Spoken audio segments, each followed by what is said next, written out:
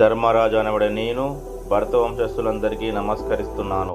వృద్ధుడైన భీష్ముడికి, రాజైన సోమదత్తుడికి, మహారాజైన బాహులికుడికి, ద్రోణుడికి, ధృతరాష్ట్ర కుమారులందరికీ నమస్కరిస్తున్నాను. ఇప్పుడు మీ నిర్ణయానుసారం నేను వనవాసానికి వెళ్తున్నాను.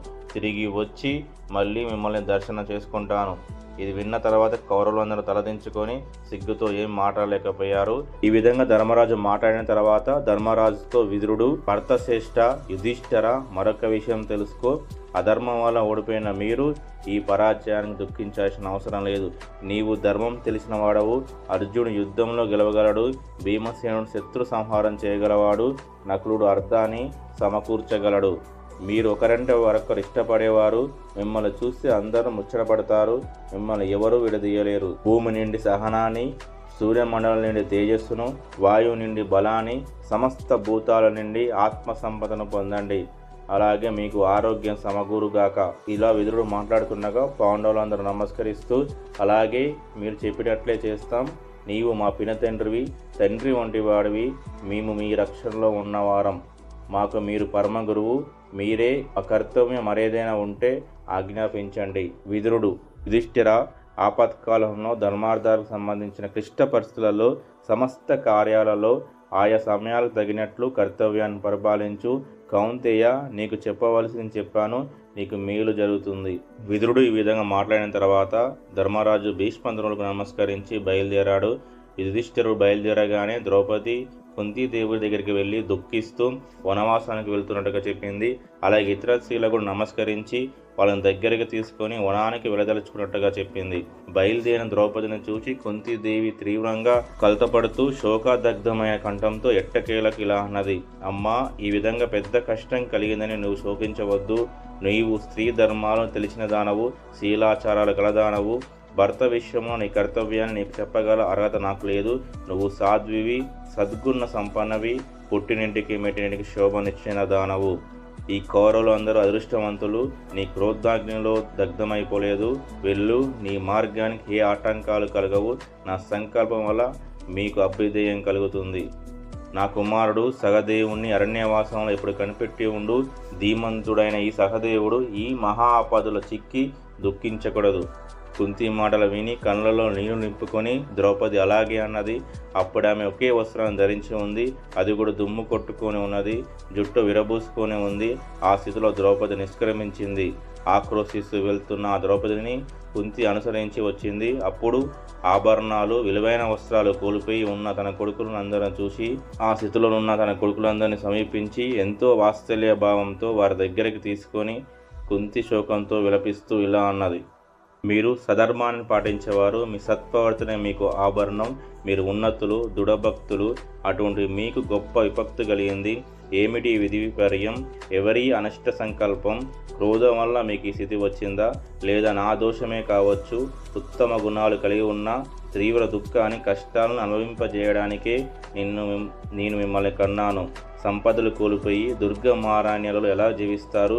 వీర్యం, ధైర్యం, బలం, ఉత్సాహం, తేజస్సు అన్నీ ఉన్నా మీరు బలహీనులయ్యారు. బిడ్డల్లారా, మీరు మంచివారు, నాకు ఇష్టమైన వారు, నాకు లేక పుట్టినవారు. మిమ్మల్ని విడిచి ఉండలేను. నేను ఇప్పుడు అరణ్యానికి వస్తాను. ద్రౌపది, నన్ను విడిచి వెళ్తున్నావా? ప్రాణధారణ శాశ్వతం కాదు. ఏదో ఒక రోజు జీవితం ముగియవలసిందే. కానీ బ్రహ్మదేవుడు ఏ పొరపాటు చేశాడో ఏమో, నాకు త్వరగా ముగింపుని ఏర్పాటు చేయలేదు. ఆయుష్ నన్ను విడిచిపెట్టడం లేదు. హా కృష్ణ, ద్వారకావాసి, ఉపేంద్ర, ఎక్కడున్నావు? ఈ దుఃఖంలో నుండి నన్ను, నరోత్తములైన వీరిని ఎందుకు కాపాడవు?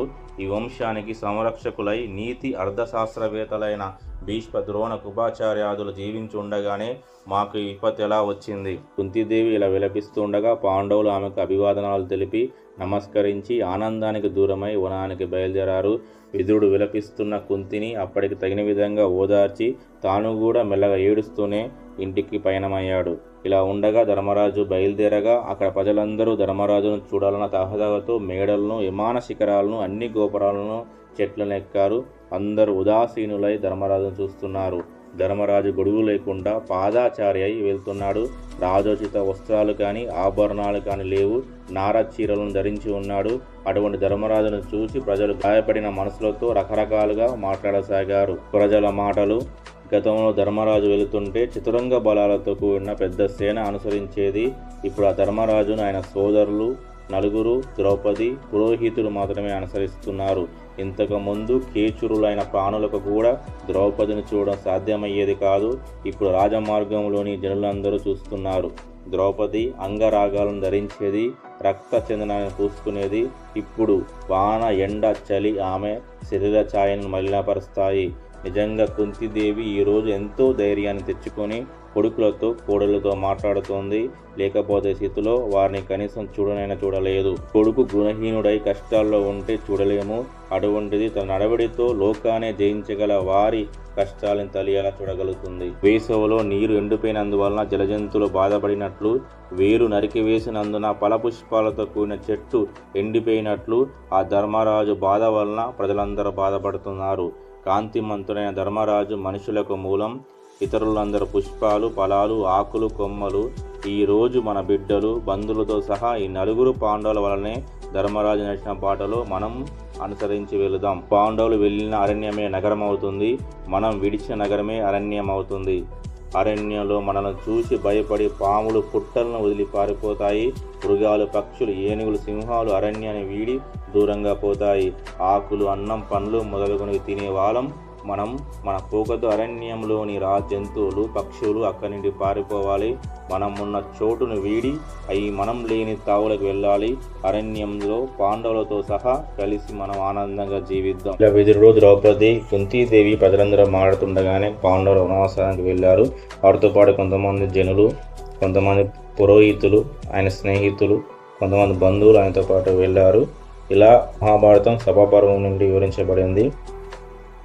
అందరూ ఏదో రకంగా మహాభారతం చెప్తూనే ఉన్నారు. చాలామంది చెప్పారు. చాగంటి గారు అండ్ గరకపాటి గారు, ఇంకో కొంతమంది యూట్యూబ్ నుంచి, ఇంకో సినిమాల నుంచి చూసినది అటు తిప్పి ఇటు తిప్పి ఏదో చెప్తూనే ఉన్నారు. కానీ వ్యాసుడు, ఆయన వినాయకుడు రచించిన ఈ కావ్యాన్ని, ఈ మన చరిత్రని వాళ్ళు ఎలా వివరించారు, వాళ్ళ వర్షంలో ఎలా వివరించారని చెప్పాలని మా ప్రయత్నం. చరిత్రని యథాతథంగా మన వర్షంలో కాకుండా వాళ్ళు ఎలా రాశారో వాళ్ళ వర్షంలోనే, అదే వర్షంలో అదే విధంగా యథాతథ వివరణ తోటే తెలుసుకున్నప్పుడే ఆ చరిత్ర అనేది మనకు పూర్తిగా ఎక్కి అది జీర్ణం అవుతుంది. కథలాగా లేకపోతే వినోదభరితంగా చెప్తే అది ఎప్పుడు కథలాగానే మారిపోతుంది.